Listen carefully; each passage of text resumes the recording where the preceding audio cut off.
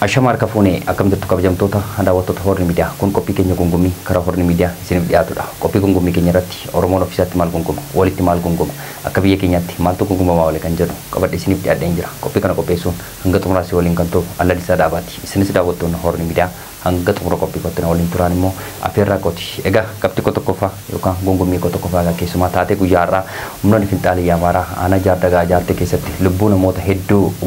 galaafatanii irratti xiyyeeffadheen isiniif dhiyaadha.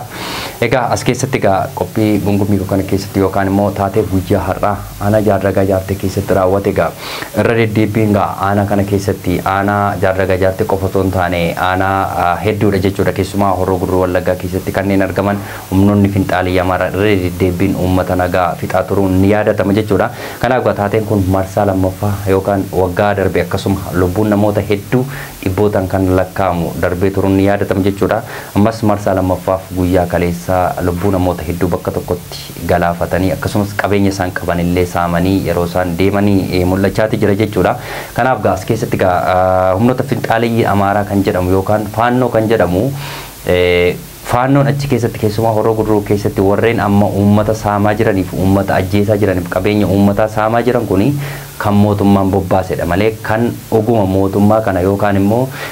uummata Amaaraaf qabsaa jedhee kan fannoon of hundeesse Horroo Guduruu keessa hin jiru. Isaan warreen Horroo Guduruu keessatti argaman kan mootummaan hidhachiise baajata mootummaan kaffaluu fi meeshaa mootummaan hidhachiisuun deebanii uummata Oromoo qeesaaniif qabeenya isaanii keessa buqqisaa jiru malee kan uummata Amaaraaf qabsaa jiru yookaan immoo bilisummaa uummata Amaaraaf kan qabsaa jiru Gondorii fi Goojjamiif Dabarataabor warra Baardaar jiranidha malee uummata Amaaraa warra achi keessa isaaniif lolla yookaan uummata Amaaraa bilisa baasna warreen jedhanii achi keessatti argamu Dabarataabor Gondorii fi akkasumas Goojjamfaa keessatti malee daangaa Oromiyaa keessa lixanii warreen uummata Oromoo bakkeewwan garaagaraa Wallaggaatiin ala Shawaa keessattis warreen uummata Oromoo fixaa jiranii kan mootummaan hidhachiise kan mootummaarraa baajata fayyadamni kan maateriyaala hundumaa mootummaarraa warreen argatanii fi meeshaa hanga kilaashii akkasumas hambara saasatti warreen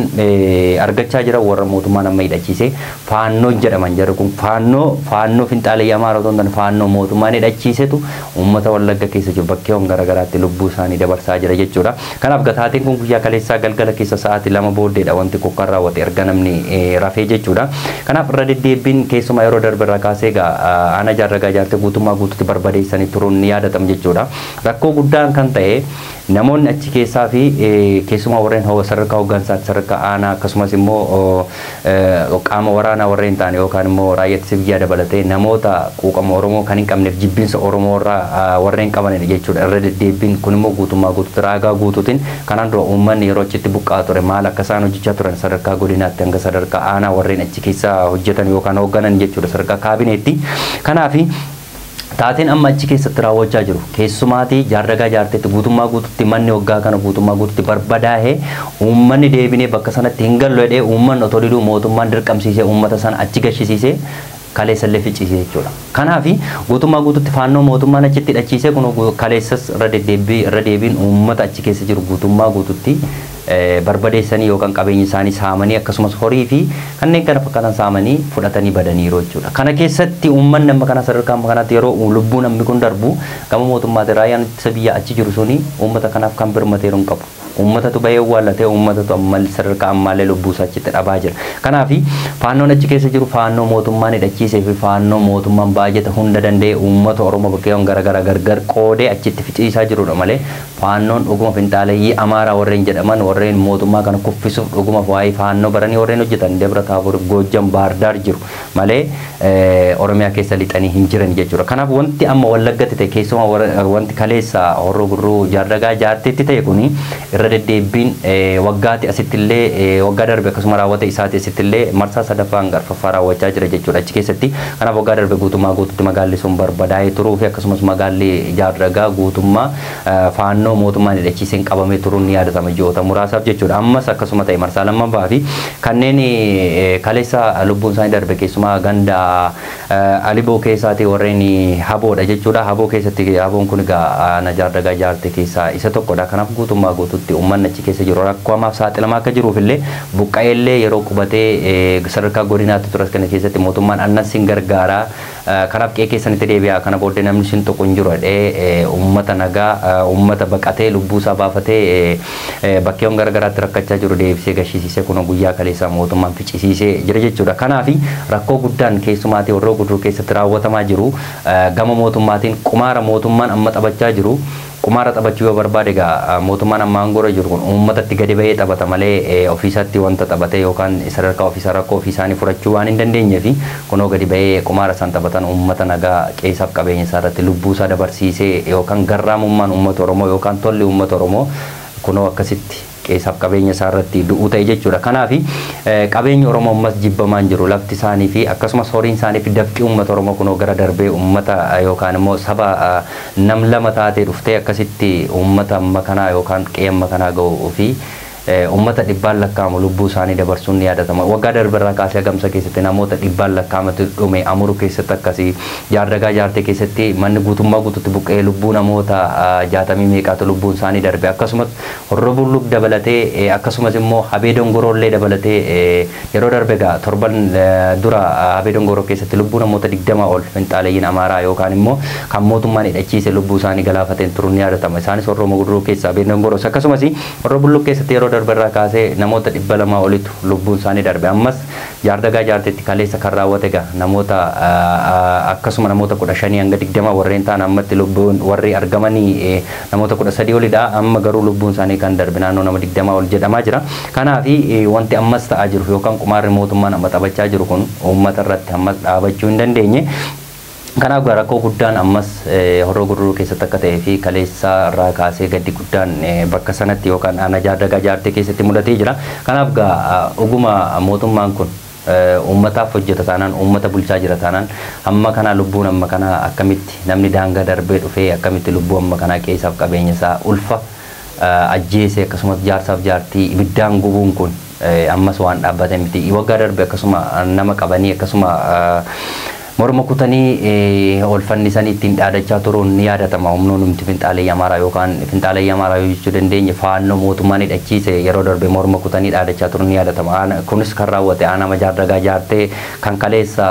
lubbuun namoota hedduu keessatti darbe jechuudha. Ammas marsaa ammas itti dhaanee dhufee guyyaa kaleessa galgala lubbuun namni kun darbe otoo namni ciisu manatti gubanii qabeenya isaanii saamanii baduuni. Kana keessa mootummaan akka harka keessaa qabu beekamaadha. Nama 4-5 taatee mana gajjallaatee ol baatee uummata amma kana qeessaaniif qabeenya isaarraa mootummaa meeshaan mootummaan hidhachiiseen uummata nagaa qeessaanirra akkasumatti dararsuun kuni gama eenyuutiin yookaan rakkoon kun gama eenyu akka ta'e gama uummata Oromoodha jechuu fi uummanni Oromoo harka qullaadha. Homaan qabu kan ittiin nyaatu yeroo darberraa kaasee waraanni mootummaa bakkeewwan sana jiru dheeboo akkasumas meeshaa qara qaban manatti argee ittiin nu ajjeesuuf ittiin nu eeggachaa jirtu jedhanii uummata rakkisaa turuun ni yaadatama. Gama lamaaniin uummanni Wallagga keessa jiru ammas nagaa dhabuunsaa ammas wal naman gaafachiisu. Kanaaf gama kamiin yoo laalle gama mootummaatiinis ta'e gama hidhatee laga jiru yookaan gama waraana adda bilisummaatti Oromootiin yoo ta'e waraanni achi jiru kuni uummata Oromoof nagaan kennine. Kanaaf gama lamaaniin uummanni rakkina guddaa argaa jira. Gama mootummaatiin yoo ta'e yoo achi dhaqee waraana baa'uu qallabdu jedhanii galgala baasanii mana ajjeesaa yookaan mana hidhaate ajjeesaa turuun ni yaadatama. Waraanni adda bilisummaa Oromoo yookaan warri waraanni adda bilisummaa Oromoo jedhanii warreen uummata achitti rakkisanii isin mootummaa waliin hojjettu jedhanii galgala fuudhanii mana ajjeesu. Uummanni rakkina guddaa arga. Gama lamaaniin otoo nagaan argatiin isa dafqee sanatti otoo hin jiraatiin rakkina guddaa argaa jira. Keessumaa uummanni achi jiru. Keessumaa uummanni aanaa jaardagaa jaartee kun jechuudha. Kanaaf rakkoo guddaan amma jiru waraana adda bilisummaa Oromoo achi jiru kun finxaaleeyyiin Amaaraa nam 5 nam 6 taatee uftee akkamitti uummata nagaa amma kana buqqisuu dandeesse. Otoo waraana adda bilisummaa Oromoo laga jira taanaan. Maaliif uummata achi sana jiru otoo irraa nyaatu irraa dhugu gaafa uummanni sun dhume gaafa uummanni sun qeessaa qabeenya isaa irraa akkasumas manni isaa gubate uummanni sun yoo inni lubbuun hafe yoo qeessa na gadhiisee bahe waraana adda bilisummaa Oromoo achi jiru sun eessaa nyaata. Kanaaf waraana adda bilisummaa Oromoo achi jiru sun uummata sanaaf birmachuu akkamitti dadhabe. Itti gaafatamummaa itti kennuu yoo baanne quuqamuumti yookaan uummata Oromoof qabsaa'ama ta'ee erga mana baame uummanni rakkina otoo haatiif abbaan biratti rasaasaan rukutaman otoo manni isaanii akkasitti ibiddaan boba'u akkasumas qabeenyi isaanii horiin isaanii otoo saamamee akkasitti hallayaatti namaa jiru waraana adda bilisummaa Oromoo bakka sana jiru akkamitti callisee ilaaluu danda'e. Kanaaf Oromummaan yerootti nama yakkisiisuu fi ammas wanti kaleessa ta'e ammas wanti kuni aanaa jaardagaa jaartee keessatti qofaa miti kan dhaabatu. Achiin amuru jira hagamsi jira warra bullu jira achiin habee dongoroo yeroo darbarraa kaasee buqqisanii turuun ni yaadatama guutummaa guututti yeroo darbe waggaa darbe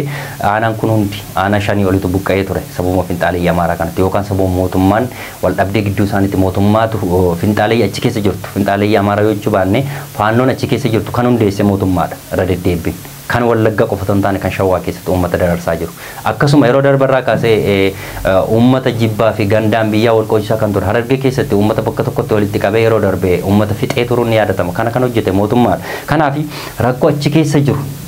kan furuu dadhabe yookaan immoo rakkin achi keessatti akka uumamuuf finxaalee amaaraa uummata kan akka fixuuf kan hojjechaa jiru mootummaa achi keessa jiruuf keessumaa warreen sadarkaa aanaatti bushaa jiran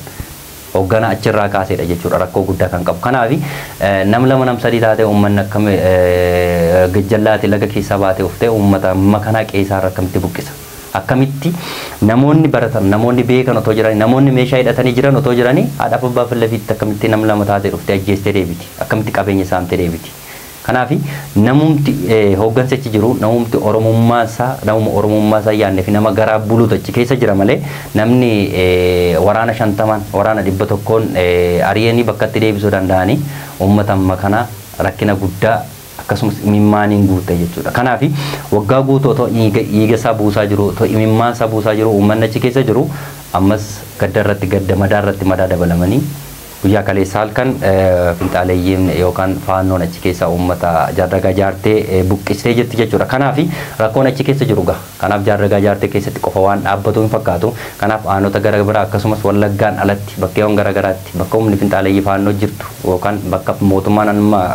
faannoo hundeesse kun guutummaa guututti oromiyaa wal qaqqabsiisuunsaa yookaan wal ga'uunsaa waan hafuumi kanaaf uummanni bakkeewwan gara garaa jiru keessumaa oromoo warreen ta'anii warreen quuqama walii qaban akkasumas biyyi kamiyyuu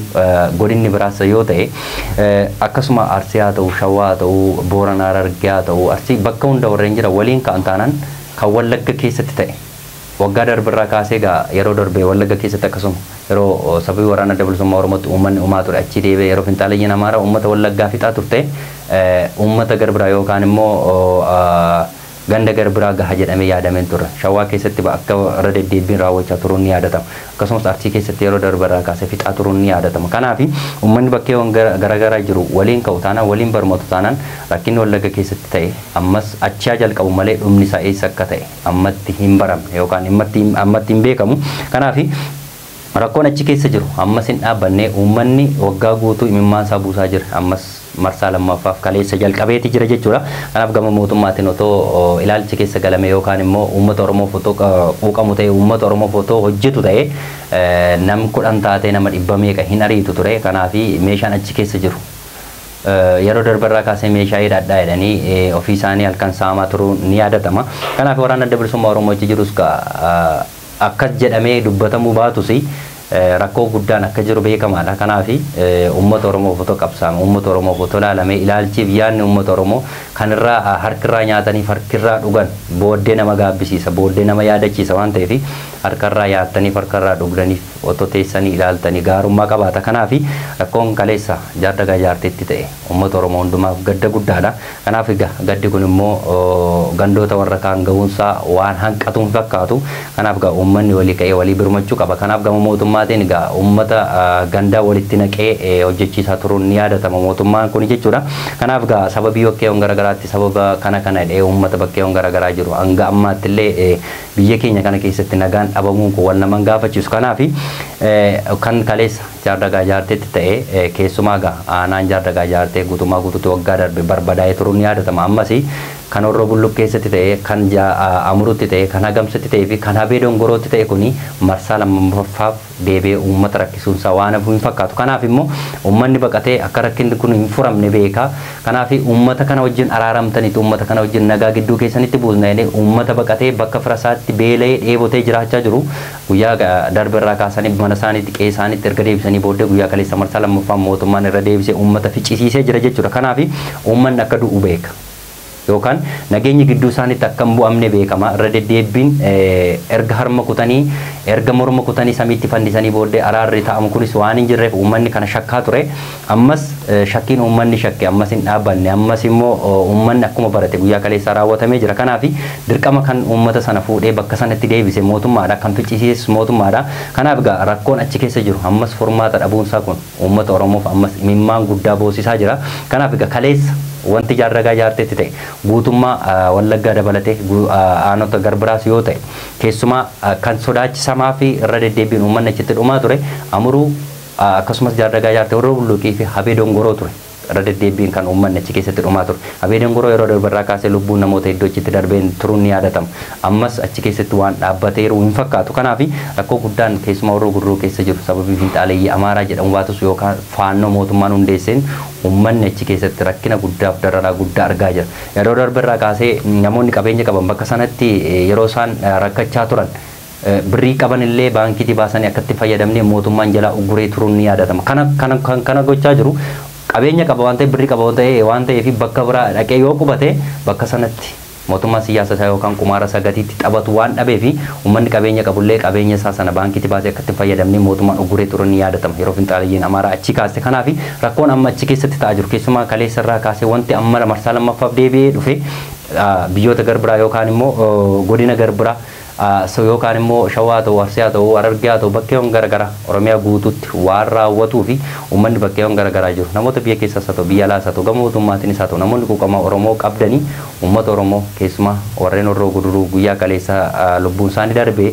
haa birmannuun dhaamsa kooti. Akkasumas immoo yeroo darbarraa kaasee giddaa ayyaanaa Wallagga Bahaa keessatti bakkeewwan garaagaraatti achi keessattis rakkoo guddaan hanga ammaatti furamee hin dandeenye. Kanaaf rakkoon uummata Oromoo fi rakkoon finxaaleeyyii